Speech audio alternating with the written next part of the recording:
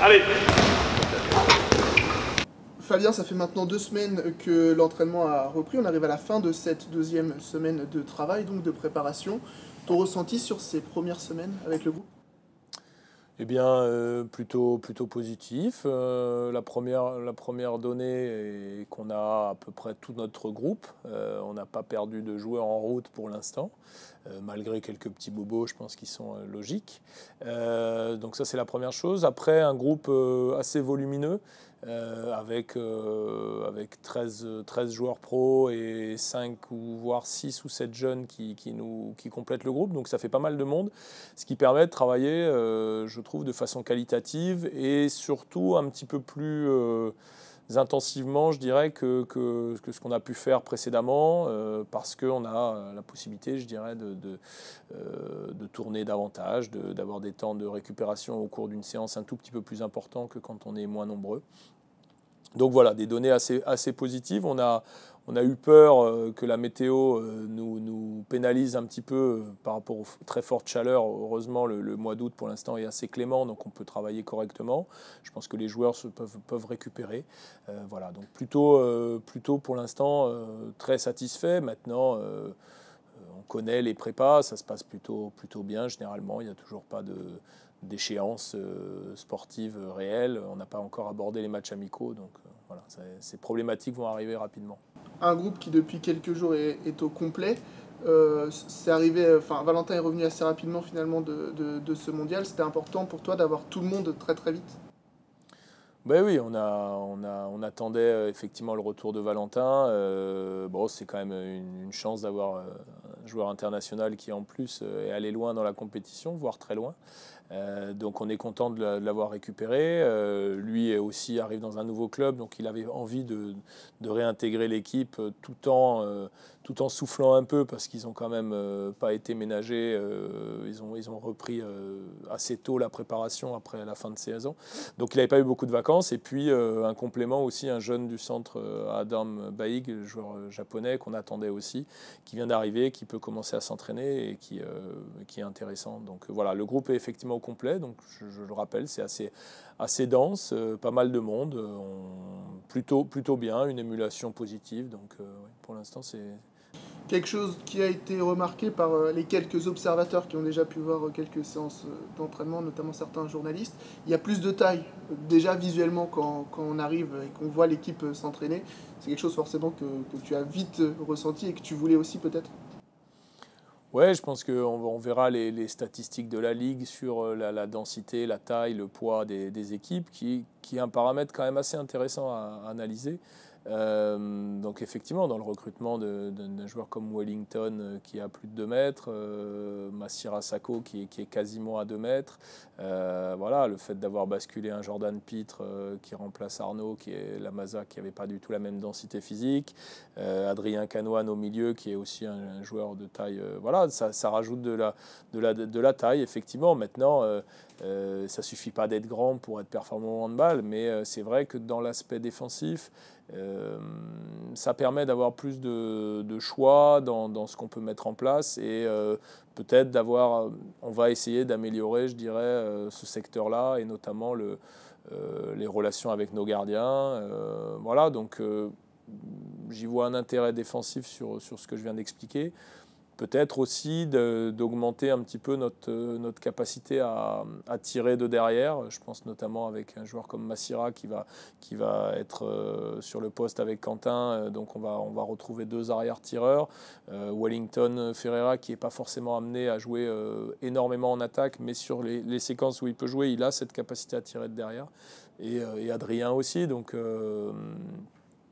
peut-être plus de possibilités. Maintenant, il faut savoir articuler tout ça et le mettre en place. Donc c'est ce qu'on essaye de faire au quotidien avec Chema notamment sur cet aspect tactique en défense et en attaque. Justement, de la feuille blanche à la pratique, j'ai envie de te dire, les matchs amicaux vont commencer. On sait que c'est pas forcément notre spécialité maison, les matchs de préparation, en tout cas en termes de résultats. T'as hâte que ça démarre, ça aussi, il y a 5 matchs prévus durant ce mois d'août? Oui, on est à la veille de la première opposition contre Ponto. Alors, on verra l'équipe qu'on aligne. Il y aura peut-être un ou deux joueurs qui vont être mis au repos parce que ce n'est pas encore l'objectif d'être performant le 9 août, bien entendu, et il vaut peut-être mieux les préserver pour après. Maintenant, on a essayé de mettre en place un projet de jeu défensif, enfin un projet de jeu, du moins des repères défensifs. Et puis, ce qu'on va jouer en attaque aussi. Donc ça, on est peut-être un tout petit peu en avance sur ce qu'on avait prévu par rapport au jeu d'attaque. On verra. Maintenant, on a envoyé les grandes lignes. Maintenant, il faut de la répétition pour jouer justement. C'est pas extraordinaire ce qu'on propose. Maintenant, il faut que ce soit précis dans la réalisation. Les joueurs, et notamment les nouveaux joueurs, doivent s'approprier la façon dont on veut jouer. Donc, l'intérêt des matchs amicaux, c'est d'évaluer ça par rapport à une opposition qui au départ ne sait pas exactement ce qu'on va faire. C'est vrai que sur l'entraînement, quand on passe 10 minutes à expliquer quelque chose aux attaquants, ben, les défenseurs l'entendent. Donc il y a une forme d'anticipation un peu qui peut tronquer voilà, ce qui n'existe pas sur la prépa. Et puis même si effectivement les résultats n'importent pas, et je ne suis pas forcément très sensible à ces résultats en prépa, il y a quand même un début d'opposition voilà, avec l'envie de toujours marquer un peu un territoire et d'essayer de gagner. En plus, bon, hasard du calendrier fait qu'on joue Ponto demain et que ce sera notre première opposition en championnat. Donc voilà, tous ces paramètres font qu'effectivement il y a une forme pas d'impatience, mais de petite excitation à commencer à faire des vrais matchs, quoi. Justement, ce championnat de Pro League qui débute dans quasiment un mois, jour pour jour maintenant, qu'est-ce que tu peux nous en dire sur cette QV 2019-2020? Qu'est-ce qu'il faut attendre selon toi? Eh ben, écoute, moi j'ai l'impression qu'il y aura peut-être deux niveaux dans le championnat, avec des équipes qui vont se détacher au-dessus et des équipes qui sont peut-être un peu plus en difficulté. Maintenant, c'est sur du long terme, enfin sur la saison. Par contre, la Pro League, voilà, c'est quand même compliqué de gagner tous ces matchs, c'est dur. Il y a des matchs qui sont chez des soi-disant petites équipes qui sont très durs à gagner. On en a fait les frais l'année dernière. Donc je crois qu'il faut faire preuve d'humilité. On sort d'une saison qui est relativement moyenne. Voilà, le constat, il est aussi que comment dire, cette Pro League se professionnalise avec des projets qui se développent, des projets structurants, je dirais, pour aller vers le très haut niveau et aller vers l'élite.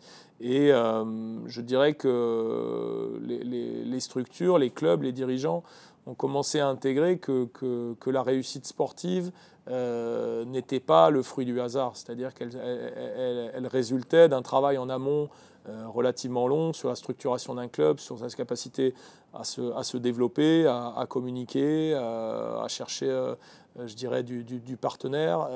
Et ça, c'est important. Et je crois que par rapport aux années précédentes, où on évoquait souvent les équipes qui montaient de Pro League redescendaient directement, ma conviction, elle est que cette tendance pourrait évoluer. C'est-à-dire que les projets maintenant de Pro League qui sont à mon avis les plus performants, pourraient s'installer durablement dans la Lidl Star League.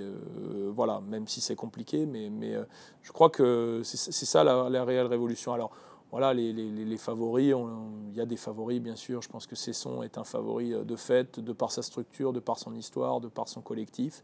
Le projet de Limoges est un projet qui avance fort et qui, à mon avis, vont être des prétendants. Nancy est en train de devenir solide et de se structurer également. J'espère que Saran sera dans ces équipes-là. Voilà, j'en cite. Pour moi, c'est pour l'instant, j'espère oublier personne. Dijon est toujours présent avec un effectif qui est assez stable, qui joue très bien au handball, qui a peut-être la difficulté à passer un cap en termes de structuration, justement. Massy sera toujours là parce que avec des joueurs très solides, aguerris à ses joutes. J'oublie, j'espère vexer personne en oubliant des équipes. Mais voilà un petit peu les grandes équipes que j'attends cette année, en espérant que Saran soit pas trop mal dans ces équipes-là.